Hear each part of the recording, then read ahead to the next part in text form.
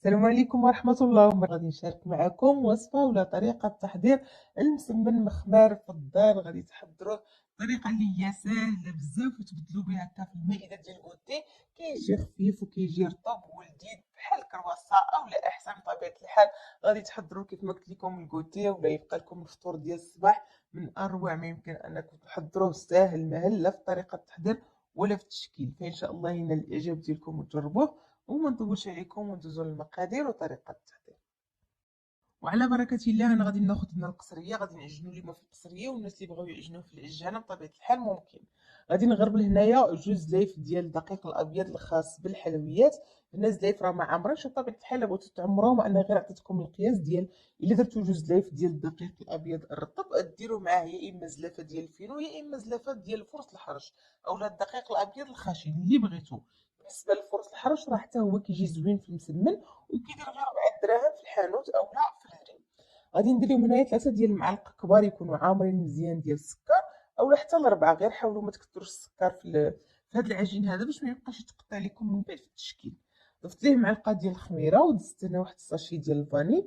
بللت شي شويه ديك الخميره هكا بالماء. وجانبا غادي نزيد الملحه، غادي نزيد واحد المعلقه هكا ديال الخل، وغادي نزيد معلقه كبيره ديال الزبده اللي من الافضل تكون بدرجه حراره الغرفه. صافي. هنايا بالنسبه للزبده راه من الافضل يا اما تكون زبده حيوانيه اولا ديروا الزبده البلديه اولا ديروا الزبده ديال البواطه، ما ديروش المارغرين الخاصه بالتوريق. صافي. وكتعجنوا بالماء. بالنسبه للماء انا كنعجن الماء عادي من الصنبور لان العجينه فيها الخميره، وهاد العجينه هادي انا ما بغيتهاش يعني تتفاعل ليا فيها الخميره من الاول. بالعكس انا الخميره خليتها حتى من بعد حتى لوقت الاختمار. فهنا كنعجن غير بالماء عادي من الصنبور. صافي. وكنلم العجينه ديالي بحال العجينه ديال المسمن، العجينه اللي كتكون يعني رطبه، تكونش قاصحه بزاف كذلك ما تكونش خفيفه كتلتصق في اليدين.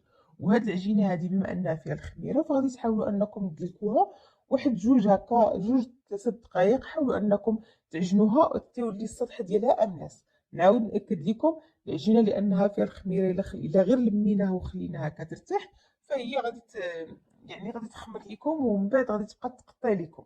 فصافي. هنا نتوما كيف كتشوفوا معايا من بعد ما عجنتها مباشره غادي ناخذها ونقطعها كرات. انا درت هنايا كرات اللي هما يعني ما بيهمش كبارين هكا شي شويه، ولا بغيتو ديروا غير مسمنات هكا صغيورين صغيورين فانتوما كتصغروا الكرات. المهم غادي ناخذ الكميه ديال العجين غادي نقطعها كامله كرات، وكل كره غادي نحاول انني ندهنها هكا بواحد شويه ديال الزيت من الوجه ديالها ومن القاعده، وغادي نغطيهم بالبلاستيكه ونخليهم يرتاحوا هنايا غير واحد 4 دقائق هكاك باش تطلع معايا العجينه ونقدر انني نشكلها.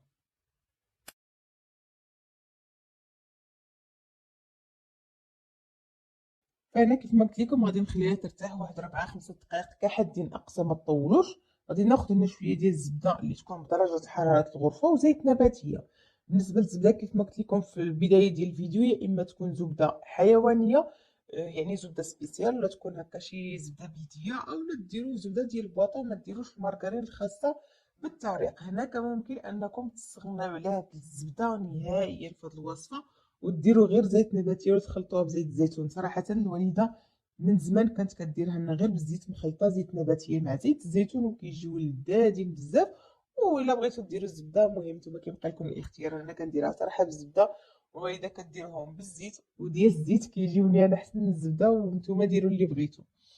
فهنايا بالنسبه لطريقه التشكيل المهم غادي نعاود معكم من بعد. كديروا هنايا يعني بحال الطريقه ديال المسمن، غير هي المسمنه كتكون غير بكره وحده.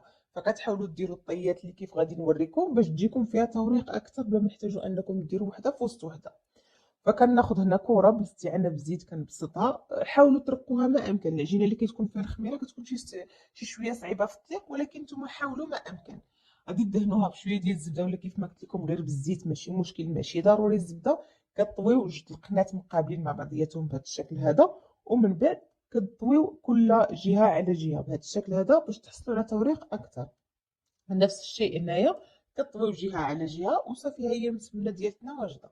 كنشكل الكميه ديال الكرات اللي عندي كاملين بنفس الطريقه، ومن بعد كناخذهم يعني كنبدا هكا بالاولين كنبسطهم غير شويه. حاول هنا عاوتاني بالنسبه لنا للسمك ديال المسمنات كذلك نتوما كيبقى لكم في الاختيار. اللي غادي يبغيهم هكا شي شويه مبطبطين هكايا وغلاضين شويه فما كتقرصوهمش بزاف ولا ما كطرقوهمش بزاف، واللي كيبغيوهم شويه رقاقين. فمهم هاد المساله دائما كيف ما كنقول لكم هذه كيبقى لكم فيها الاختيار. فانا كنديرهم هكا متوسطين، كنطرقهم غير واحد شويه وكنوضعهم في واحد اللاطان يا اما مدهونه بزيت يا اما فرشوا ليها قطعه ديال ورق الطهي.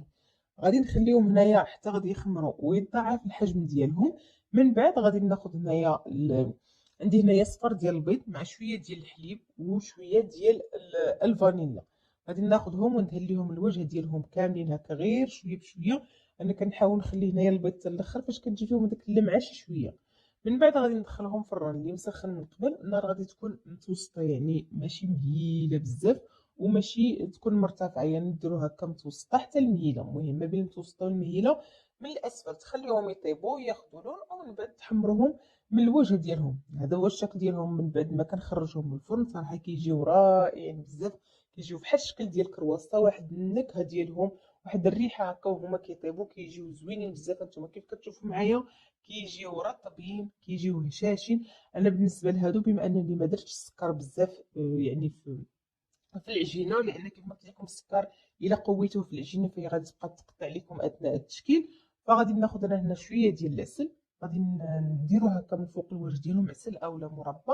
انا كنفضل العسل اولا المربى على النقاج، نتوما كيبقى لكم الاختيار. المهم غادي ندير هنايا خويطات ديال العسل من الفوق ندهنهم هكا بالبانسو ونزينهم شويه ديال الكاوكاو اولا لوز ايفيلي ولا غير ديروا غير الكوك.